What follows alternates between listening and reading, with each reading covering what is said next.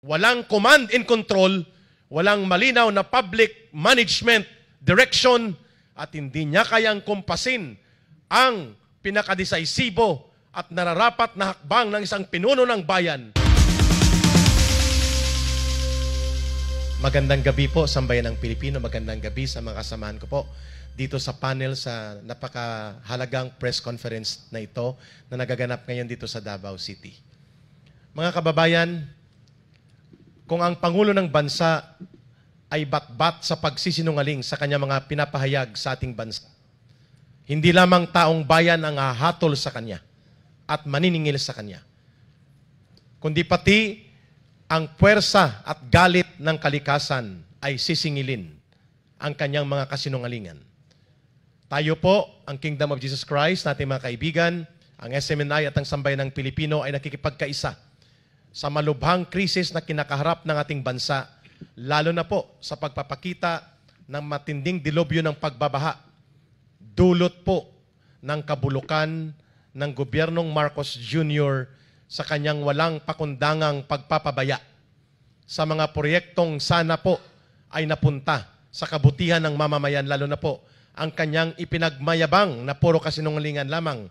5,500 flood control projects completed and many more are underway for completion. 544 billion pesos appropriated since 2023 to 2024 at 174 billion of this allocated for Metro Manila alone for flood control.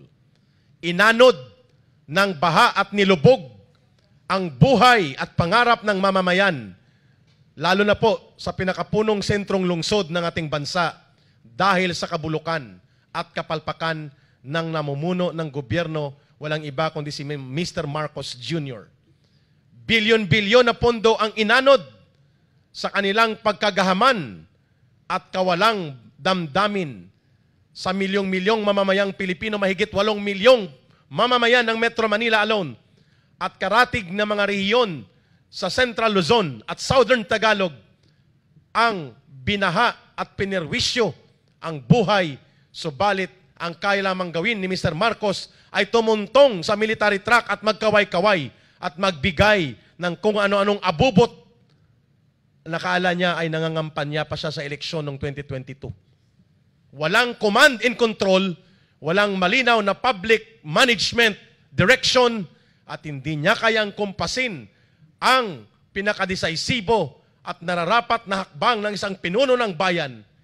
Kaya ngayong gabi na ito, sa mga kasama ko, hahatulan siya at hihimay-himayin ang kanyang kasinungalingan upang mailantad ng todo ang malulubhang pagkabulok ng kanyang kawalang kakayahang mamuno sa ating bansa at nararapat na siyang umalis.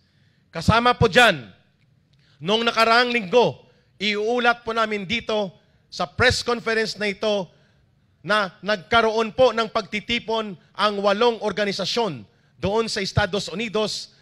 7 po dito ay mga people's organization at sila po ay binubuo ng mga sumusunod. Una, United Indigenous Peoples Organization or Heritage in the Philippines. Kasama po dito ang Sentrong Alyansa ng mga Mamamayan para sa Bayan, People's Organization and Alliance Center. SMNI Sunshine Media International Group.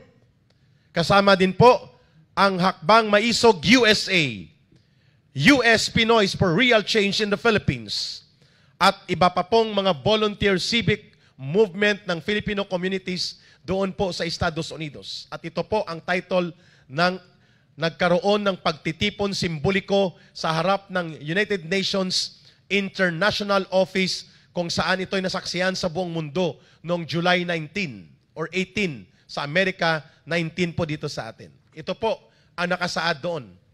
Petition, complaint letter to the United Nations Secretary General Antonio Guterres. Petition for immediate international inquiry into the systematic human rights violations, crimes against humanity, violations of International Covenant on Civil and Political Rights, violations of international humanitarian law, and the International Covenant on Economic and Social and Cultural Rights committed by the Philippine government as presided by Mr. Marcos.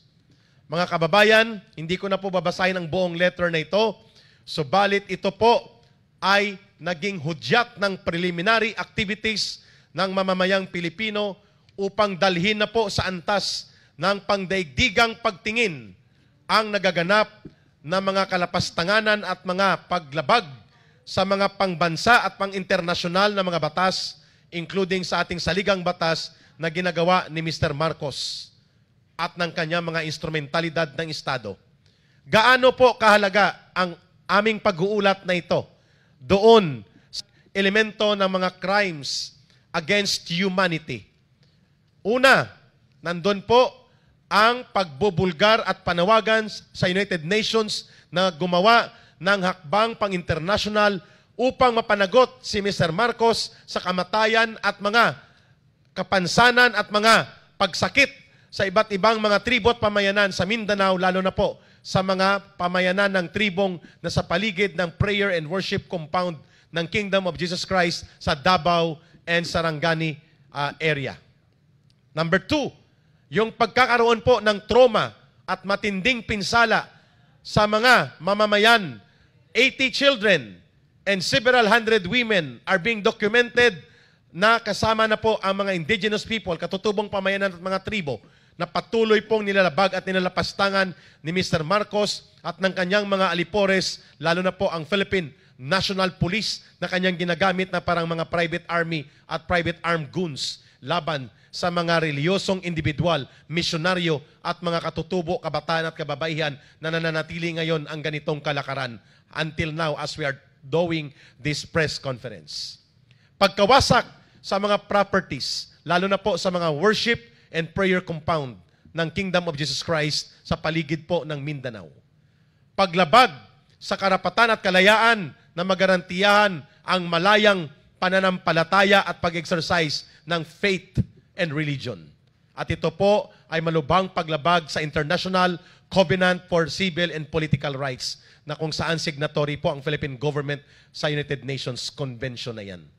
Paglabag sa mga pambansa at international na mga karapatan ng kabataan, lalo na po sa mga kabataang nilusob nila ang compound ng Jose Marie College at ang compound sa Prayer Mountain at sa Glory Mountain and even sa Davao Cathedral na nandun po mga bata bilang mga anak ng mga missionary full-time workers ng Kingdom of Jesus Christ. Sa gitna po ng karahasan na ito, walang nakitang pagtutuwid o pananagutang ginagawa ang Marcos Jr. government. At ang panghuli po ay ang paglabag sa konbensyon laban sa torture, pananakit at mga diskriminasyon, at lahat ng ito po ay may karampatang dapat takbang ng international na investigation.